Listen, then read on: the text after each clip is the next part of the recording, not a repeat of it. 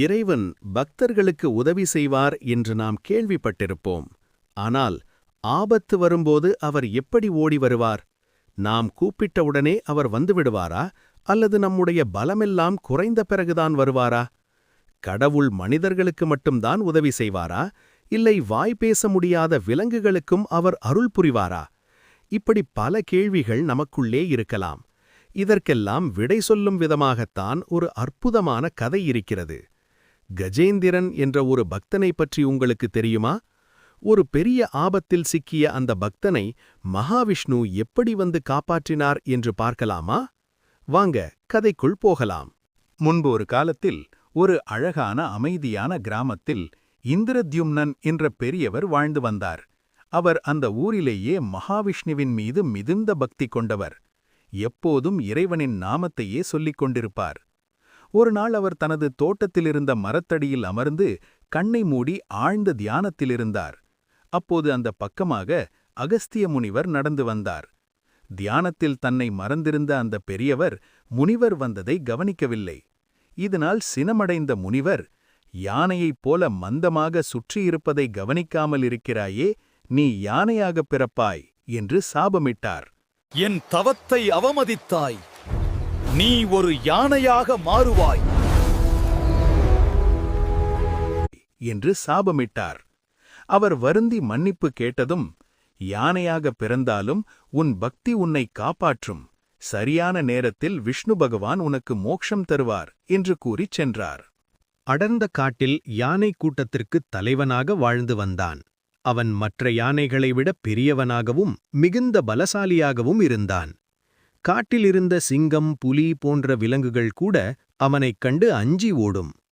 ஒரு கோடை காலத்தில் கஜேந்திரன் தாகம் தணிக்க தனது கூட்டத்துடன் ஒரு அழகிய தாமரை தடாகத்திற்குச் சென்றான். அந்த தடாகம் மிகவும் அழகாகவும் தெளிந்த நீருடனும் இருந்தது. கஜேந்திரன் நீரில் இறங்கி உற்சாகமாக விளையாடினான். அந்த தடாகத்தில் ஒரு பயங்கரமான முதலை வாழ்ந்து வந்தது.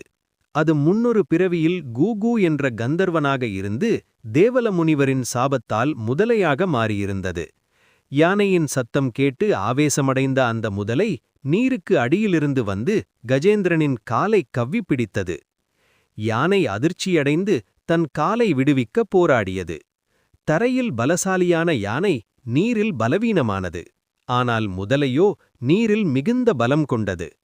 யானை கூட்டம் கரையில் நின்று கொண்டு கஜேந்திரனை பார்த்து கதறியது. தும்பிக்கையால் மற்ற யானைகள் கஜேந்திரனை இழுக்க முயன்றன.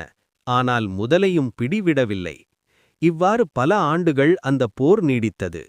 மெல்ல மெல்ல கஜேந்திரனின் பலம் குறையத் தொடங்கியது. தன் பலம் முழுவதையும் இழந்த கஜேந்திரன் இனி தன்னை காப்பாற்ற எவராலும் முடியாது என்பதை உணர்ந்தான். அப்போது அவனுக்கு தன் முற்பிறவி ஞாபகம் வந்தது. அவன் இறைவனைத் தவிர வேறு கதி இல்லை என்று சரணடைந்தான். தடாகத்திலிருந்த ஒரு தாமரை மலரை தனது தும்பிக்கையால் மேலே உயர்த்தி விண்ணை பார்த்து, ஓ ஆதிமூலமே, அகிலத்தை காக்கும் நாராயணா, என்னை காப்பாற்று என்று மனமுருகி பிரார்த்தித்தார். ஓம் நமோ பகவதே வாசுதேவாய.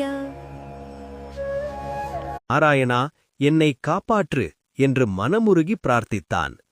அந்த குரல் வைகுண்டத்திலிருந்த மகாவிஷ்ணுவின் செவிகளில் விழுந்தது. தன் பக்தன் ஆபத்திலிருப்பதை உணர்ந்த பகவான் அங்கிருந்து ஒரு கணம் கூட தாமதிக்காமல் கிளம்பினார். தனது வாகனமான கருடன் மீது ஏறி மின்னல் வேகத்தில் அந்த தடாகத்தை நோக்கி பறந்து வந்தார். பகவான் விஷ்ணு வருவதைக் கண்ட கஜேந்திரன் மகிழ்ச்சியில் கண்ணீர் வடித்தான். விஷ்ணு தனது சுதர்சன சக்கரத்தை ஏவினார். அந்த சக்கரம் முதலையின் தலையை துண்டித்தது.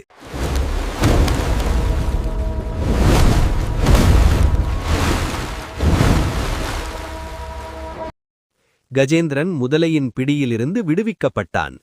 முதலை வடிவிலிருந்த கந்தர்வன் சாப விமோசனம் பெற்று தன் பழைய உருவை பெற்றான். கஜேந்திரனும் தன் யானை உடலை விடுத்து விஷ்ணுவின் அருளால் ஒளிமயமான உருவம் பெற்று வைகுண்டத்தை அடைந்தான். ஓம் நமோ பகவதே வாசுதேவாய. கஜேந்திர மோக்ஷம் உணர்த்தும் மாபெரும் நீதி. இந்த கதை வெறும் யானைக்கும் முதலைக்கும் நடந்த போராட்டம் மட்டுமல்ல, இது நம் ஒவ்வொருவருடைய வாழ்க்கை பயணத்தின் தத்துவமாகும். 1. அகந்தை அழிதல். Surrender of ego.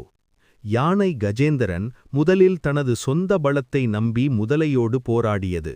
பிறகு தனது உறவினர்களையும் கூட்டத்தையும் நம்பியது. ஆனால் இவை எதுவுமே அவனை காப்பாற்றவில்லை.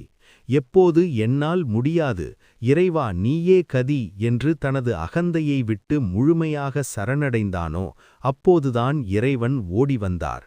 நம் வாழ்வில் நாம் எவ்வளவு பலசாலியாக இருந்தாலும் இறைவனிடம் சரணடைவதே உண்மையான பலம். 2. துன்பத்திலும் தொடரும் பக்தி. கஜேந்திரன் யானையாக பிறந்தாலும் அவனது முற்பிறவி பக்தி அவனை தொடர்ந்தது. நாம் செய்யும் நல்ல காரியங்களும் இறை சிந்தனையும் ஒருபோதும் வீண் போகாது. அவை கஷ்டகாலத்தில் நமக்குத் தெரியாமலேயே நமக்கு கைகொடுக்கும். 3. ஆபத்தில் உதவும் இறைவன். கூப்பிட்ட உடனே வருவாரா என்ற உங்கள் கேள்விக்கு பதில் இதுதான். கஜேந்திரன் தன் பலத்தை நம்பி போராடியவரை இறைவன் அமைதியாக வேடிக்கை பார்த்தார். ஆனால் பக்தன் மனதார கூப்பிட்ட அந்த நொடி கருட வாகனத்தில் ஏறி விறுவிறுவென விரைந்து வந்தார். நாம் உண்மையான பக்தியோடு அழைத்தால் இறைவன் ஒரு கணம் கூட தாமதிக்க மாட்டார். 4. சாப விமோசனம். இறைவன் கஜேந்திரனை காப்பாற்றியது மட்டுமல்லாமல் அவனுக்கு துன்பம் கொடுத்த முதலைக்கும் மோட்சமளித்தார். இறைவனின் தொடுதல் பட்டால் தீயவைகளும் நன்மையாக மாறும் என்பதற்கு இதுவே சாட்சி. சுருக்கமாகச் சொன்னால், வாழ்க்கை என்கிற தடாகத்தில் முதலை போன்ற கஷ்டங்கள் நம் காலை பிடித்து இழுக்கும்போது நம்முடைய யானை போன்ற உடல் பலமோ செல்வமோ நம்மை காப்பாற்றாது. அந்த இக்கட்டான சூழலில் ஆதிமூலமே என்று இறைவனை சரணடைந்தால் அவர் நிச்சயம் நம்மை கரையேற்றுவார். ஹரே கிருஷ்ண கிருஷ்ண கிருஷ்ண ஹரே ஹரே, ஹரே ராம